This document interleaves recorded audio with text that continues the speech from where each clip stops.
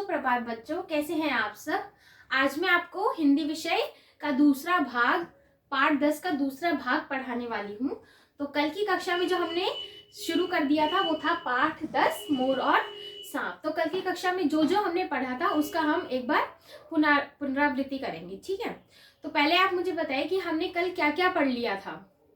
कल हमने पृष्ठ संख्या 50 पढ़ा था, जिसमें हमने ये पढ़ा था कि एक मोर होता है, एक मोरनी होती है और एक तोता होता है जो कि एक ही पेड़ पर घोंसला बनाकर रहते हैं। तो फिर क्या होता है, उसके बाद बादल जो है बहुत ज्यादा तेजी से गरजने लगते हैं और मोर और मोरनी नाचने लगते हैं। मोर तो नाचने लगता है और मोरनी जो होती है वो इधर उधर फुदकने लगती है। और अचानक से किसकी आवाज आती है, एक तोते की आवाज आती है जो कैसे बोलता है, टै टै की आवाज आती है तोते की, ठीक है।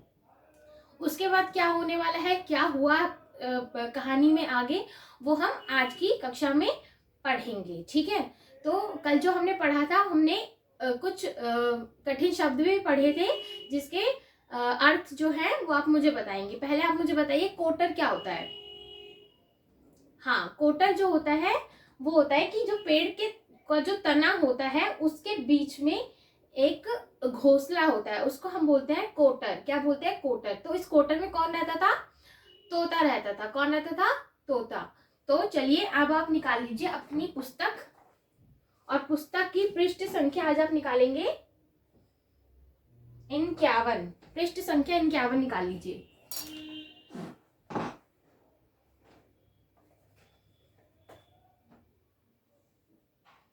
ठीक है, तो आज हम ये कहानी पूरी पढ़ेंगे। तो कल हमने ये वाला पढ़ लिया था, आज हम ये वाला पृष्ठ पढ़ेंगे, ठीक है। तो आप क्या करेंगे, अपनी उंगली को रख लीजिए वाक्य पर। पहले वाक्य पर रखिए, सब पक्षी पत्तों में छिप गए थे।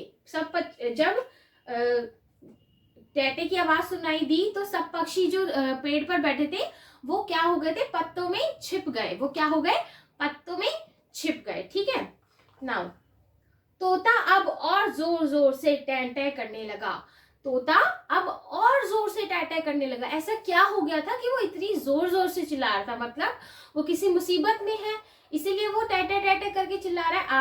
आपको जब प्रॉब्लम होती है तो आप भी तो रोते हो ना और आवाजें निकालते हो, ऐसे ही तोता भी क्या करने लग गया था, उसकी आवाज क्या होती है, टैं टैं की आवाज होती है। तो वो भी कैसे करने लग गया था, टैं टैं करने लग गया, ठीक है।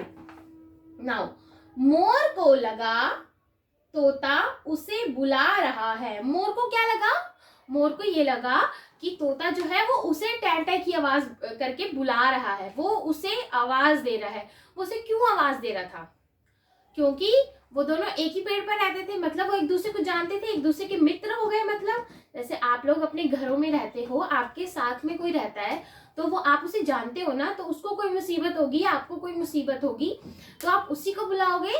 तो तोता भी वैसा ही कर रहा था। तोता क्या कर रहा था कि उसी के पेड़ पर जो मोर और मोरनी रहते थे उन्हीं को ही जोर जोर से आवाज देकर बुला रहा था, ठीक है।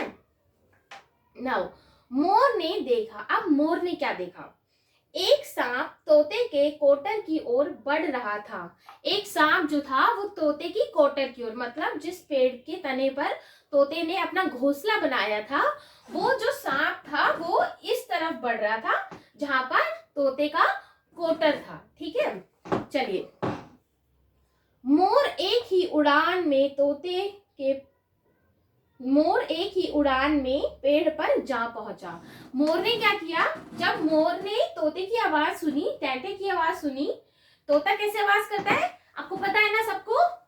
तोते ने आवाज करी टैं टैं की, इसकी आवाज करी टैं टैं की आवाज करी।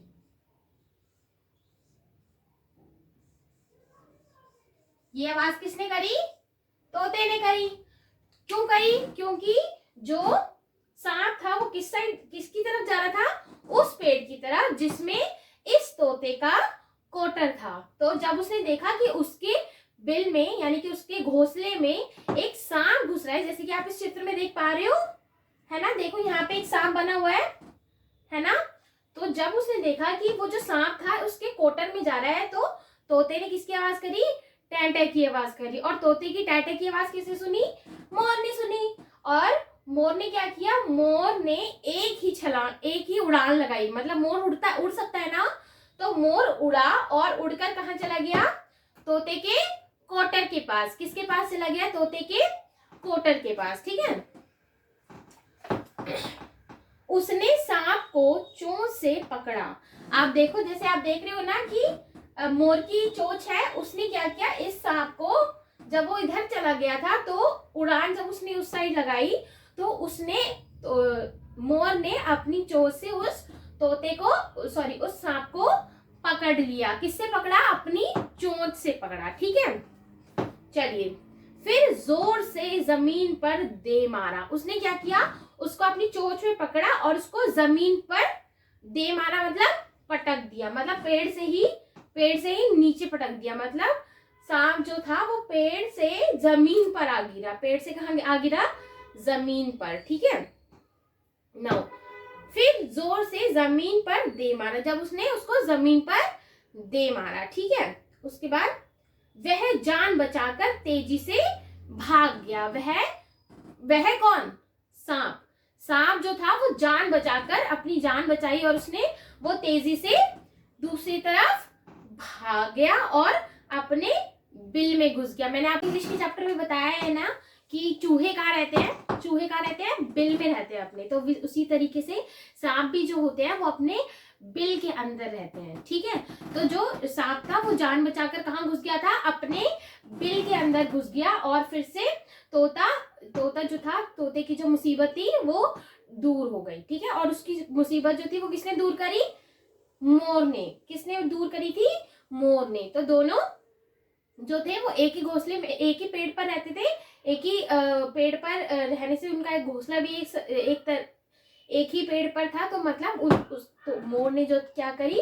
तोते की मदद करी। तो इस कहानी से हमें क्या सीखने को मिल रहा है? हमें क्या मिल रहा है हमें सीखने को? तो इस कहानी से हमें ये सीखने को मिलता है कि हमें सबकी मदद करनी चाहिए।